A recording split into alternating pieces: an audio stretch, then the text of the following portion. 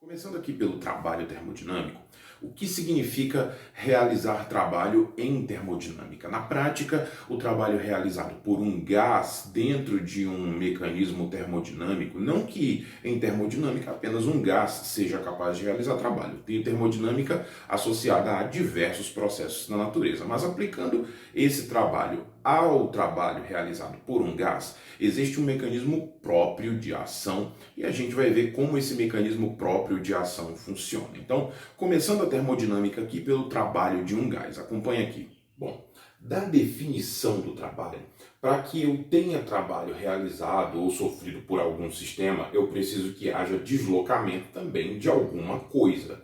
Isso tudo por ação de uma força. Então, na prática, o trabalho, por definição, ele tem que ser o produto da força pelo deslocamento. Claro, sempre é bom, sempre é importante observar o fato de que a força tem que ser aquela componente, ou tem que ser exercida pela componente que está na direção do próprio deslocamento. Por isso, matematicamente, ainda aparece um cosseno do ângulo, ou um cosseno do menor ângulo entre a força e o deslocamento. Não estou preocupado com esse tipo de orientação por enquanto. Então, no caso de um gás, o que vai realizar trabalho nesse caso aqui? Eu coloquei um exemplo bem simples, em que um gás recebe energia térmica por uma fonte de calor, independente de qual é essa fonte de energia, tá? Ao receber energia térmica, esse gás ele sofre uma pequena expansão. Tudo isso sob pressão constante. Eu tenho um êmbolo verdinho aqui que não tem massa, em cima desse êmbolo eu tenho um pezinho, exatamente para exercer compressão sobre o fluido que está dentro desse sistema, sobre esse gás aqui nesse caso. Então, nessa situação, ao fornecer energia térmica para o gás sob pressão constante, ou seja, segundo uma transformação isobárica, eu tenho uma expansão do gás devido ao aumento da energia térmica, da energia de agitação das partículas. Então, no caso dessa transformação, que é uma transformação a pressão constante, o que nós temos na transformação isobárica é uma relação direta entre volume e temperatura. Ou seja, volume e temperatura absoluta, na escala Kelvin, portanto, são diretamente proporcionais. Então, ao receber energia térmica, o gás aumenta seu perfil de agitação, aumentam as movimentações médias e, como consequência, para que a pressão no sistema se mantenha constante, eu preciso obrigá-lo também a aumentar de volume. Vale a volta. Se por acaso eu diminuir a temperatura, a tendência é que o volume diminua, portanto, dentro desse tipo de transformação. Então, nesse caso, as colisões que o gás provoca com o êmbolo é o que fazem com que ele se desloque subindo, já que eu estou aumentando a temperatura e, como consequência, o volume tem que aumentar aqui no meu exemplo.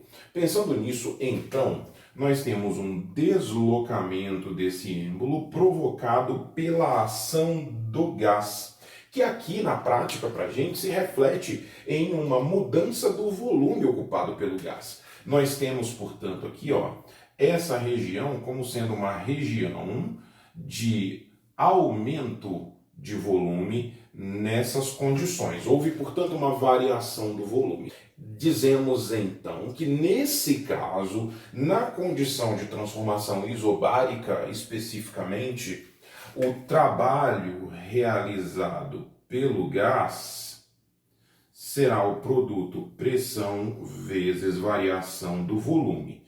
Nessas condições, se a transformação for uma transformação isobárica, então nós temos o produto pressão variação do volume como indicando a quantidade de trabalho associada à movimentação do êmbolo. Se for uma expansão do gás, temos trabalho realizado pelo gás. Então, nesse caso, se essa variação de volume for uma variação positiva, ou seja, um aumento do volume do gás, temos, portanto, uma expansão e aí dizemos trabalho realizado pelo gás. Se por acaso, ao invés de uma expansão, nós tivermos uma compressão do volume, importante, né? Porque compressão dá a ideia de que eu estou aumentando a pressão sobre o sistema. Não, aqui para a gente, a interpretação de compressão ela está ligada diretamente à mudança de volume do gás. Então, nessas condições, uma compressão, ou seja, uma redução do volume do gás, indicaria para mim um trabalho realizado sobre o gás. Portanto, variação de volume positiva, trabalho realizado pelo gás, variação de volume negativa, trabalho realizado sobre o gás. Perceba que o sinal dessa variação de volume vai provocar influência direta sobre o sinal do trabalho. Então, trabalhos positivos indicam trabalhos realizados pelo gás, trabalhos negativos indicam trabalhos realizados sobre o gás. Só que a energia ela tem um perfil dinâmico, né? Para que entre energia em algum lugar, tem que sair energia de outro lugar. Então, observe que o nosso referencial aqui é o gás. De que modo? De forma que, se por acaso o trabalho é realizado pelo gás, nós associamos esse trabalho a um valor positivo. Se o trabalho é realizado sobre o gás, associamos esse trabalho a um valor negativo. Por quê? Porque eu também tenho o meio externo ao sistema fechado, em que há também dinâmica de energia. Se por acaso eu tenho uma expansão do gás, o gás, ao realizar trabalho, também realiza trabalho sobre o ambiente, como consequência, tá? Então, na prática, o ambiente sofre esse trabalho realizado pelo gás aqui dentro. Se por acaso o trabalho for realizado sobre o gás, então na prática a gente pode dizer que o meio realizou o trabalho sobre o gás. Então temos uma dinâmica, mas de qualquer maneira o nosso referencial sempre será o gás. O que acontece se por acaso a minha transformação não for uma transformação isobárica? Aí nós temos uma outra configuração que eu vou te mostrar. Acompanha aqui. No caso de uma transformação termodinâmica, em que a gente observa um gráfico, onde por esse gráfico eu vejo os estados termodinâmicos por onde o gás passou. Quando eu me refiro a estado termodinâmico, eu estou me referindo a uma definição muito específica associada a um gás. O estado de um gás ele é caracterizado pelas variáveis de estado que definem esse gás. No nosso caso, as variações de pressão, de volume e de temperatura que serão observadas dentro de sistemas fechados. Se o sistema for aberto, eu posso também observar uma variação de massa desse gás. Mas do ponto de vista de um sistema fechado, que é o nosso interesse, o estado de um gás vai ser definido, portanto, pela pressão, pelo volume e pela temperatura que esse gás ocupa numa determinada posição termodinâmica, entre aspas. Então, desse modo, num gráfico de pressão versus volume, o trabalho ele vai ter que ser identificado a partir da mudança dessas variáveis termodinâmicas, dessas variáveis de estado, e também pelo caminho que eu utilizei para sair de uma variável termodinâmica para outra. Então, duas coisas precisam ser observadas num gráfico. Primeiro, o ponto de saída e o ponto de chegada, ou seja, o estado inicial e o estado final termodinâmico, e também, super importante, qual foram os estados intermediários, ou seja, qual o caminho que eu precisei percorrer para sair do início e chegar até o fim. Então, numa situação totalmente genérica, saindo de um estado termodinâmico A para um estado termodinâmico B, onde eu tenho em A uma composição pressão, volume, temperatura e em B outra composição pressão, volume e temperatura, nesse caminho termodinâmico houve um trabalho associado à variação do volume do gás. Lembre-se, né, lá da outra situação, da situação anterior em que eu tinha transformação isobárica, que necessariamente eu precisava da movimentação do êmbolo. As partículas elas têm que conseguir ou permitir a queda ou a subida do êmbolo para que haja trabalho realizado, força vezes deslocamento. Então, no caso de um gás, só existirá trabalho somente se houver variação do volume. E, nesse caso, tendo variação de volume, o trabalho associado ao gás depende também do caminho que eu utilizo. Então, se eu saio de um ponto A qualquer e caminho para esse ponto B, ou seja, se partimos aqui de um volume inicial e caminhamos para um volume final, no caso de uma expansão, eu poderia muito bem ter representado uma compressão, não tem problema. Nessas condições, o trabalho associado ao gás será dado pelo valor da área que nós temos aqui. Só que numericamente o valor dessa área. Por quê? Porque a depender do processo termodinâmico, se nós tivermos uma expansão, o trabalho é positivo. Se nós tivermos uma compressão, o trabalho é negativo. Então, nessas condições, o valor da área ele é um valor em módulo. Automaticamente, eu preciso associar a transformação um sinal para dizer para mim fisicamente o que aconteceu. Então, nessas condições, o trabalho termodinâmico associado ao gás será numericamente igual ao valor da área. Claro, tudo isso em módulo. Temos que observar ainda se por acaso está acontecendo uma expansão do gás ou se por acaso está acontecendo uma compressão do gás. Na expansão, trabalho positivo, na compressão, trabalho negativo necessariamente. No caso de um ciclo termodinâmico, o que vai acontecer? Dentro de um ciclo termodinâmico, nós temos um gás que viaja entre diversos estados termodinâmicos. Ele sai de determinados pontos e, como a ideia é um ciclo, então ele precisa conseguir retornar para um determinado ponto de onde ele saiu, né? Ou passar de novo por pontos por onde ele já havia passado. A ideia de circuito aqui é a ideia de que você consiga retornar a estados termodinâmicos anteriores, independente do sentido que esse ciclo vai desenvolver. Como assim independente do ciclo? Mais ou menos assim, ó, nós temos aqui um sistema, digamos assim, associado, um perfil associado a um sistema termodinâmico, qualquer que seja ele, um motor, digamos assim, e eu tenho pontos que representam estados termodinâmicos, A, B, C e D.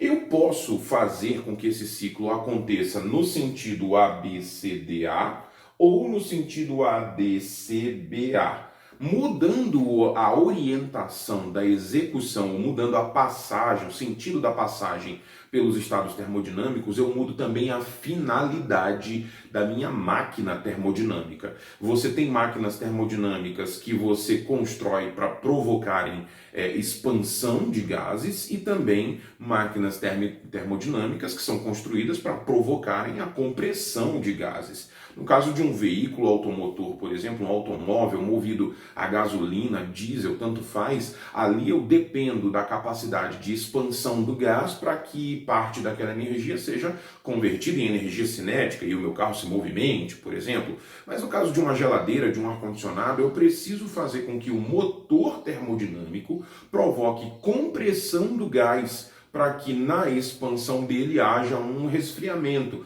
Como isso acontece, depois a gente discute. Mas eu preciso que o meu motor desenvolva um determinado processo termodinâmico. Se por acaso esse motor tem um sentido ou outro, a finalidade termodinâmica dele vai ser diferente. Como que eu visualizo o trabalho realizado pelo gás ou sofrido pelo gás no caso de um ciclo termodinâmico? Vai depender do sentido. Para começar aqui e ficar mais fácil de observar, digamos que o nosso ciclo aqui esteja sendo realizado no sentido horário, ou seja, no caso, esse ciclo termodinâmico acontece no sentido A, B, C, D, A. Então, se ele for executado no sentido horário, o que acontecerá? Partindo do ponto A e voltando para o ponto A. Então, o ponto A é o meu início do ciclo e o ponto A é o final do ciclo, para onde eu necessariamente retornarei. Então aqui nós temos algumas etapas. Por exemplo, primeiro, o gás ele tem que ser levado do estado A para o estado B, depois do estado B para o estado C, depois do estado C para o D e depois de D para A. Associado a cada uma dessas etapas, eu posso ter ou não um trabalho realizado. O trabalho total vai ser o resultante do trabalho associado ao conjunto das etapas termodinâmicas. Então, nesse caso, podemos escrever que o trabalho realizado ou sofrido pelo gás no ciclo será igual ao trabalho no trecho AB mais o trabalho no trecho BC mais o trabalho no trecho CD, mais o trabalho no trecho DA. Tudo isso junto de uma vez, tá? Para cada etapa dessa, temos um trabalho a ser observado, então. Vamos lá. Começando aqui pelo percurso AB. De A para B, nós temos uma transformação onde o volume inicial é igual ao volume final, ou seja, mesmo que tenha variado alguma coisa ao longo do percurso, interessa para mim o estado inicial e o estado final. Se esses volumes inicial e final são iguais, então não há variação do volume do gás. Ou seja, a transformação AB ela é uma transformação cuja variação do volume do gás é igual a zero. Isso aqui a gente chama de transformação isocórica, isométrica ou isovolumétrica, são diversos nomes, mas o mais comum é a transformação isocórica. E nessas condições, se não há variação do volume do gás, não há trabalho realizado pelo gás. Então, no processo AB, não tem o trabalho realizado. No processo BC, por outro lado, eu tenho pressão inicial igual a pressão final, mas a pressão ela não é o que questiona aqui a existência ou não do trabalho. O que vai dizer para mim se tem trabalho ou não é a variação do volume. Nesse caso, o volume aumenta. Nós temos uma transformação a pressão constante e um aumento do volume, trabalho realizado pelo gás. Então, nessas condições, no processo BC, nós temos pressão constante. Esse tipo de transformação é chamada de isobárica. E há trabalho realizado pelo gás. O trabalho, então, aqui nesse caso, é um trabalho positivo. Esse trabalho BC, portanto, é um trabalho positivo. No terceiro trecho, de C para D, novamente nós temos uma transformação a volume constante, uma transformação isocórica. Se a transformação é isocórica, não há trabalho realizado. Então, de C para D, a transformação é isocórica. Não há trabalho realizado, portanto, esse trecho pode ser eliminado da minha avaliação de trabalho. Já no percurso DA, nós temos uma compressão do volume à pressão constante, uma vez que a pressão inicial é igual à pressão final. Como consequência, se há mudança do volume, há trabalho realizado. A transformação DA é uma transformação isobárica, mas com uma redução do volume. Então, nesse caso, o trabalho é realizado sobre o gás. Pensando nisso, então, DA, a transformação é isobárica. Porém, o trabalho é realizado sobre o gás.